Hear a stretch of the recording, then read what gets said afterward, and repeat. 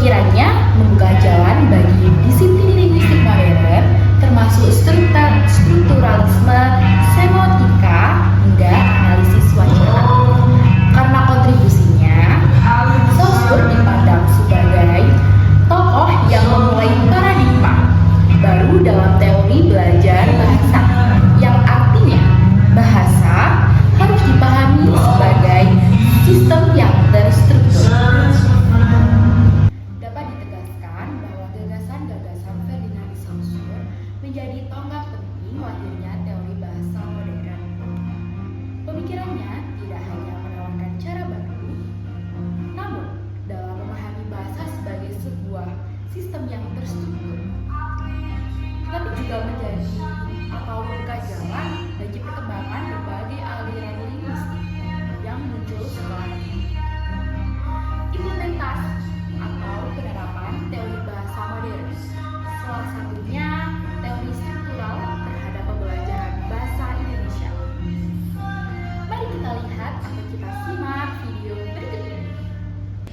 Oke teman-teman, ini saya mau mempraktikkan teori struktural dalam teori modern dalam pembelajaran bahasa Indonesia. Nah, di sini kita akan belajar tentang SPOK atau subjek. S yakni subjek, P predikat, O objek, dan juga K keterangan.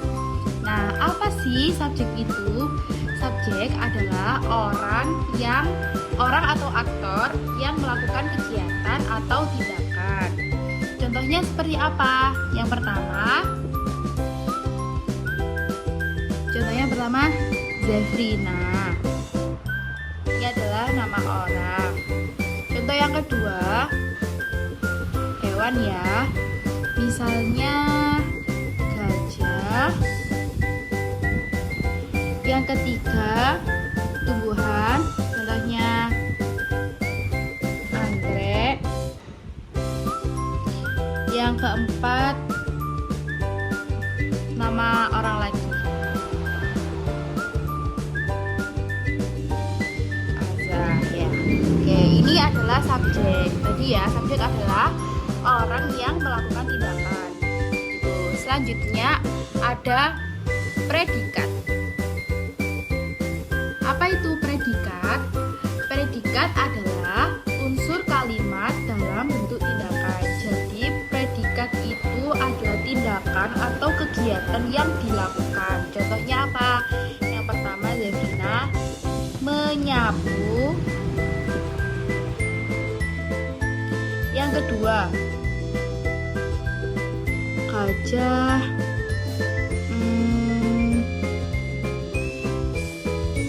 berlari.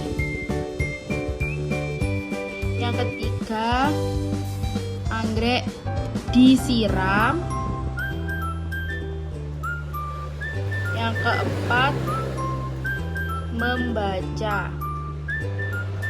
Nah, ini adalah predikat. Kenapa bisa dikatakan predikat? Karena menyapu, berlari, disiram, dan membaca itu suatu kegiatan atau suatu tindakan.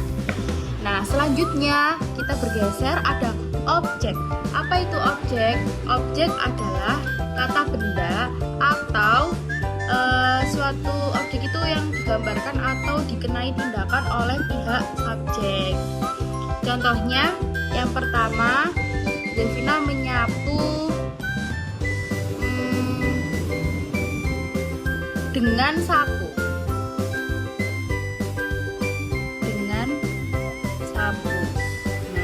Ini termasuk objek karena sudah dikenai tindakan oleh subjek. Yang kedua, berlari. Nah, contohnya gajah, predikannya berlari, objeknya bola ya teman-teman. Contohnya mengejar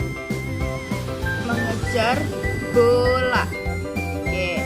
Selanjutnya yang ketiga, anggrek disiram, objeknya menggunakan air.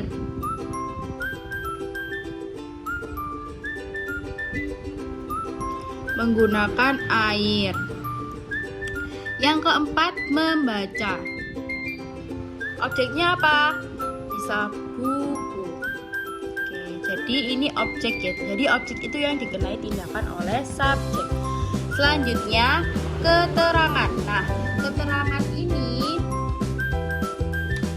jadi keterangan itu bagaimana, di mana dan kapan peristiwa atau kegiatan ini tuh terjadi. Contohnya, misal Zefrina menyapu dengan sapu di halaman rumah. Ini adalah keterangan tempat di halaman rumah.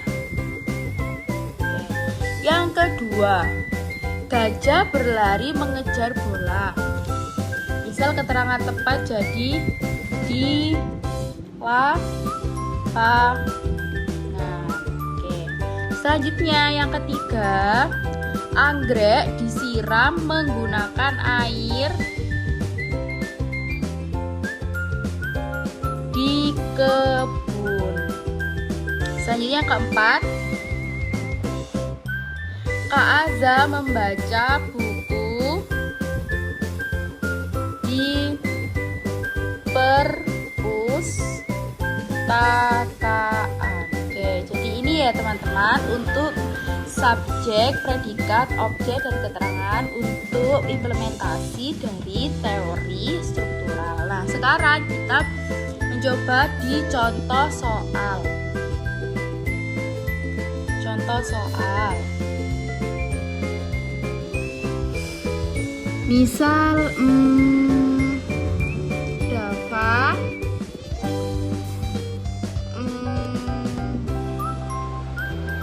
membeli buah di pasar. Ya, kita analisis ya. Dava adalah orang atau yang melakukan tindakan disebut dengan subjek. Sedangkan membeli adalah kegiatan yang dilakukan, yakni predikat. Sehingga buah sebagai objek.